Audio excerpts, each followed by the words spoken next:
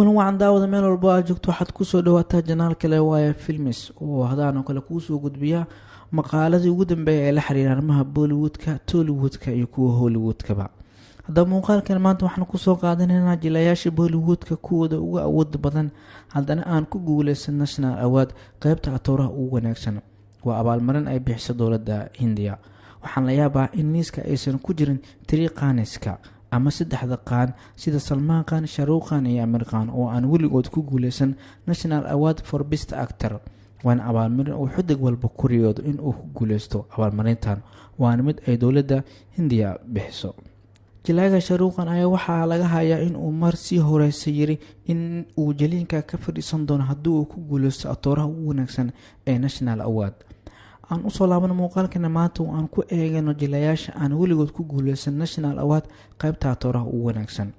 qofka koowaad waa Salman Khan. filimkiisa Bajrang Ki Bhaijaan wuxuu ku guuleystay abaalmarinta filimka ugu fiican ee National Award. laakiin jilaagan laguma abaalmarin atooraha ugu wanaagsan ee abaalmarintaas. xitaa weli ma uusan helin abaalmarin kale sida Filmfare, Gilded Award iyo Stardust.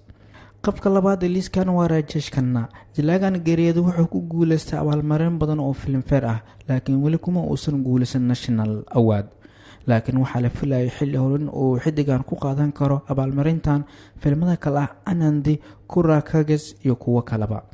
qofka saddexaad ee liiskan ku jira waa Aamir Khan.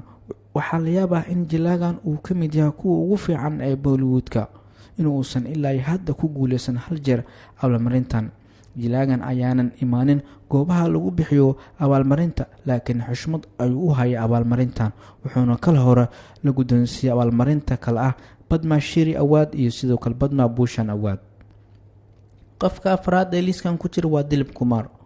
waa wax aan la aamini karin in xidigan qof walba uu ku daydo in aan weli uusan ku guuleysan abaalmarintan. waa qof lagu daydo laga soo bilaabo Amitabh Bachchan ilaa iyo Shah Rukh Khan. jilaagan ay si waali ah ugu daydaan. jilaagan ayaa waxa uu kala hore la guddoonsiiyey Padma Bhushan iyo sidoo kale Padma Vibhushan. wuxuuna kaloo helay Filmfare Award iyo sidoo kale Dada Saheb Phalke Award. qofka shanaad liiskan ku jira waa Shah Rukh Khan. waa wax aan macquul ahayn in jilaagan uusan helin National Award. wuxuu haystaa abaalmarin caalami ah oo uu ku helay qaab jiliinkiisa cajiibka ah. qofka lixaad ee liiskan ku jira waa Sunil Dutt. jilaagan caanka ah ee bilaabay in filimada Hindiya ay u tartamaan abaalmarinta Oscar-ka filimkiisa Mother India weli ma uusan ku guuleysan National Award. si kastaba ha ahaatee xidigtii la wada filimka Mother India ahna xaaskiisa Nargish ayaa waxay ku guuleystay abaalmarinta National Award iyo sidoo kale Padma Shri laakiin wuxuu la hooyday Filmfare badan inta uu noolaa. qofka toddobaad ee liiskan ku jira waa Dharmendra. halyeegan wuxuu u tartamay marar badan abaalmarinta Filmfare.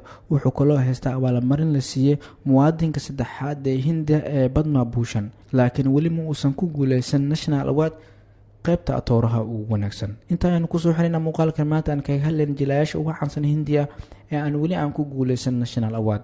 haddii aad ku cusubtahay janaalkan subscribe noo saar asxaabtaadna la wadaag.